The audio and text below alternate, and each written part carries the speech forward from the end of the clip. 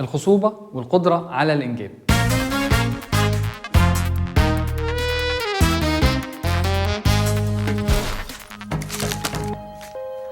في ناس كتير بتسأل هو أنا زيادة الوزن ممكن تكون عائق ما بين حدوث حمل أو فرص الحمل؟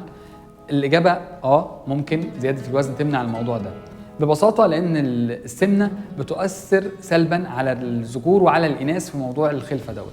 على الذكور بتقلل عدد الحيوانات المنوية لأنها بتضاد هرمون الذكورة، وبالتالي بعد نزول الوزن عدد الحيوانات المنوية بيزيد بصورة ملحوظة جدا.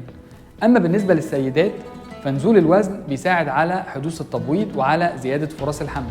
طيب امتى نقدر نحمل بعد عمليات السمنة؟ مسموح بالحمل بعد عمليات السمنة بعد مرور عام كامل من العملية. طب ايه السبب؟